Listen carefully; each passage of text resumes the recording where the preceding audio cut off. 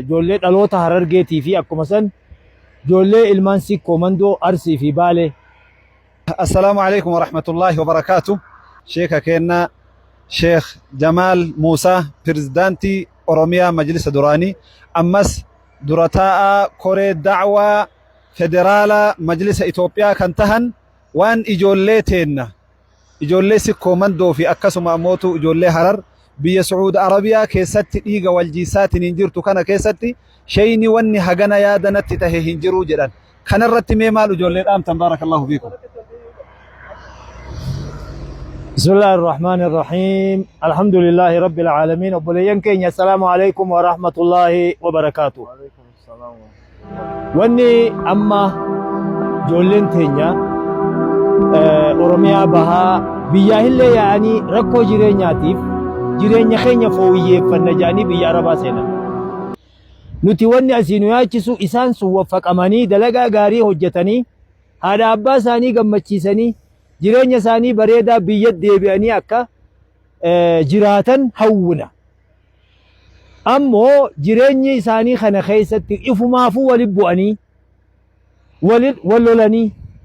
wanni irratti namni wal dhabu waan hin jirreef namni biyya jiru yookaan daangaa ooyiruu irratti wal lola wanni itti waliin bu'an numa jira jedhamee yaadamu. Isaanii rakkatee biyya namaa jiru. Isaanii ilmaan keenya saba tokko saba Oromoo obboleeyyan ilmaan keenya ilmaan muslimaa bakka silaa wal gargaaruun bakka silaa rakkataa rakkoo isaanii baasuun hunda isaaniitii irratti waajibii ofii isaaniitii waliin bu'uun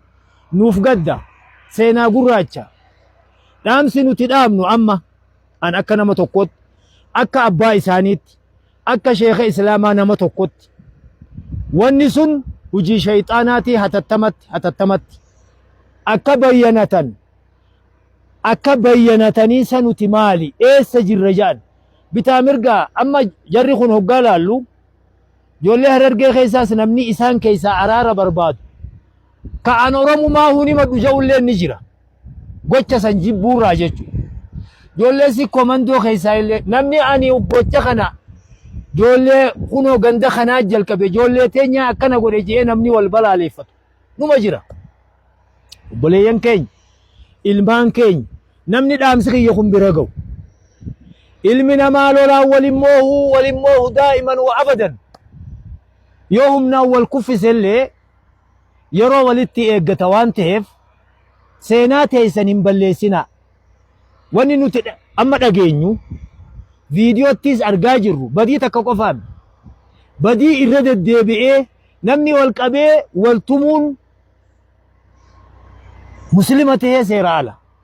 Ammoo waan badii dalagamu san viidiyoo waraabuunis badii lammaffaati. Wal harkisuunis badii lammaffaati. Badii sadaffaati. Obboleeyyan keenya ani wanni dhaamu daffitti gama araaraa akka deebitanii maqaan nu badaa biyya teenya tana keessatti nama saba Oromoo ka amantaa tana waliin hin qabne wajji hedduu jirra. Obboleeyyan kiyya akka tasaa'ani walgahii biraatiif dhufee Abu Musaabii fi Ustaaz Sa'ad kaleellee sa'aan nutti dhihe malee dheengaddallee an asuma ture galgala magriba booda sagantaa dabarsee duuba namni wanni waliin moo wanaa isinii hima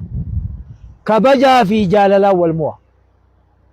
Arsii fi Harargeen wal loluu dhiisi inuma malu kun muhaali. Kanaaf hin gabaabsinaa Abu Musaab waan ja'u isaafin dhiisaa sagantaa kana achi keessallee seenee hedduu dhaamsa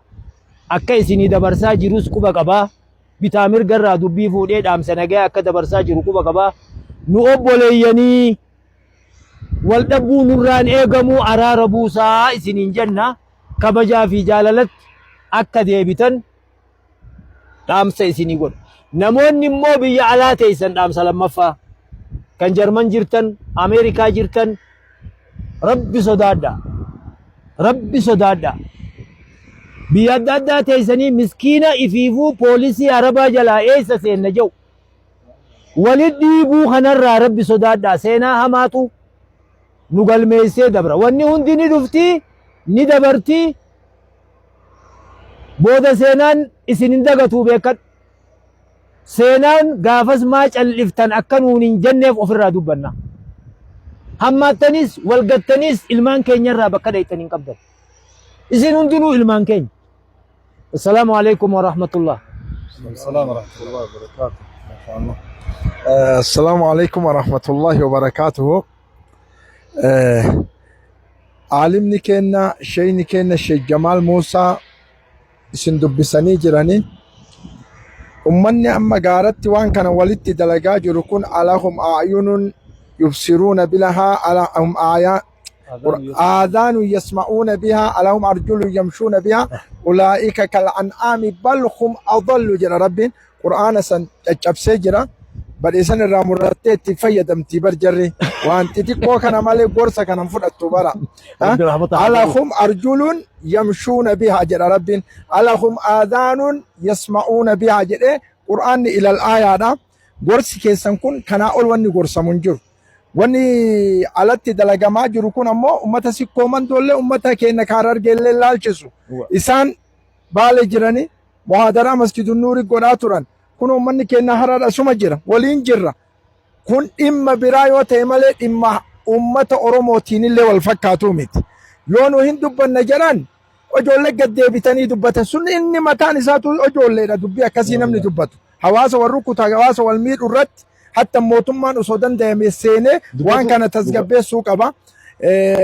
wanni akkuma mootummaan Fidel Castro jedhe san mootummaan Kuubaa Afrikaa dawlaa 55 bulchurra Awurooppaa dawlaa 28 bulchuu wayya jedhe takkatti Afrikaa bulchurra fitnaan isii fitnam hin dhaabatu yoo kana cuftu kaantu banama ilaa yoomil qiyaamaa waan kana ta'eef rakkoon kun akka dhaabatuuf dhaamsi akiraa kan isinii dhaamu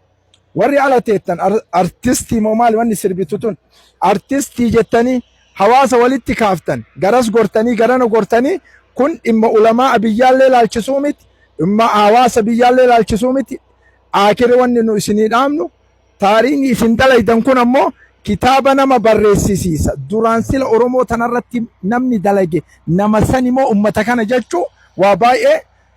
baay'ee keessa nu naqee kana waan ta'eef nu akka ummata islaamatti akka ummata Oromootti wanni gaara keessaa nu laalchisa hawaasa keenya